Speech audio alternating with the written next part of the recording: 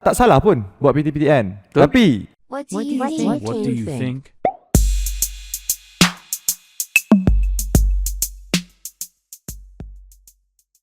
Ini daripada komen Afiq Shares. Salam doktor, patutkah saya tidak buat pinjaman dengan PTPTN hanya untuk elak bayar bunga? Kalau nak elakkan daripada bayar bunga, tak payah belajar ke macam mana? So what do you think, Dr. Adam? So macam mana ni? Macam mana kita nak bantu Afiq share? Macam mana? kalau nak elak bunga, ambil buah. End this video right now. Boleh tahan ke lawak Dr. Adam sampai. Persoalan dia bukan lebih, saya rasa lah, kalau kita nak menjawab soalan ni, bukan lebih kepada patutkah saya tidak buat pinjaman dengan PTPTN hanya untuk elak bayar bunga. Persoalannya lebih kepada kenapa kita nak buat, ataupun kenapa kita nak buat pinjaman tersebut lah in the first place kan, PTPTN ni. So kalau boleh dielakkan kan, contohnya macam mana kita nak elakkan, misalnya kalau kita boleh belajar dengan duit mak ayah kita, then tak payah ambil PTPTN, betul tak? Betul. Ataupun kita mungkin boleh apply scholarship, right? So some people dia apply scholarship untuk masuk belajar universiti pun sama juga. So tak perlu pun nak buat pinjaman untuk belajar.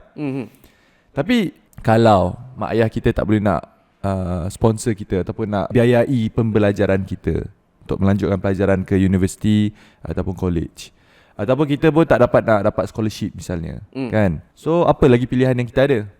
Kan? So kalau kita tak ada pilihan and kita nak sambung belajar, and kita nak sambung belajar pun kita tahu tujuan kita nak sambung belajar ni lah apa dia. Sebab saya pun ada tunjuk dekat dalam video saya berkenaan dengan degree-degree yang ada kat luar sana ataupun diploma yang ada kat luar sana, adakah ianya masih lagi relevan dengan masa zaman sekarang ini? Itu persoalan yang kita kena jawab lah. Means that kita kena tahu lah niat kita nak sambung belajar tu untuk apa. Dan Betul. kita pun kena ada plan juga macam mana kita nak cover kita punya expenses of, contohnya yuran universiti dan sebagainya lah kan. Betul. So kalau tanya saya, kalau betul kita memang betul-betul nak sambung belajar, contohnya Afiq Shares nak sambung belajar, and you pun tahu masa depan you apa yang you nak buat lepas you dah dapat degree dan sebagainya, tak salah pun buat PTPTN. Betul. Tapi kat sini lah, tapi bila kita dapat duit PTPTN tu, ke mana kita belanjakan duit tersebut?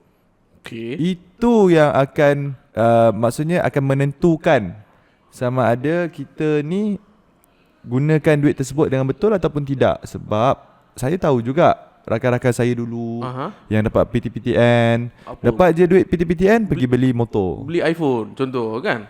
beli iPhone, beli game. Dan benda tu real case lah. Sebab saya bukan belajar di Malaysia. Saya orang luar belajar di Jordan. Kan. So benda ni real case. Like ramai orang muda gunakan duit tersebut buat benda yang tak sepatutnya. Yelah. Sepatutnya duit tu untuk kita tampung perbelanjaan kita, gunakan untuk kita belajar, yuran pengajian dan sebagainya. Tapi kalau kita guna duit tu sebut untuk benda lain, dan bagi saya rugi lah. So saya bagi contohnya macam adik saya kan, dia dapat, alhamdulillah dia bukan PTPTN lah, dia dapat scholarship, JPA scholarship. So duit yang dia dapat tu, apa yang dia buat? Dia laburkan. Dia buat ASB loan. And then dia gandakan duit tu. So maksudnya boleh buat benda sama kepada PTPTN lah. Boleh. Betul lah kan? Maksudnya boleh. So ke mana kita gunakan duit tersebut? So let's say bunga PTPTN ni, interest yang dikenakan mungkin saya tak tahu kan. Saya pun tak tahu. Like 4, 5%, 6%, I don't know. And you invest duit tersebut, and then you dapat return yang lebih tinggi misalnya, then tak salah. Bagi saya itu adalah tindakan yang bijak. Betul. So ke mana kita belanjakan duit tersebut? And lagi satu, contohnya kalau kita dapat duit PTPTN ni, yang saya cakap, okay, you dapat PTPTN, tapi kalau you dapat first class, betul. So you tak payah bayar lah kan? tak payah bayar. So mana bunganya? Hanya ada buah sahaja. Aja buah saja. Inilah buah dia. Sekiranya first class. Okay.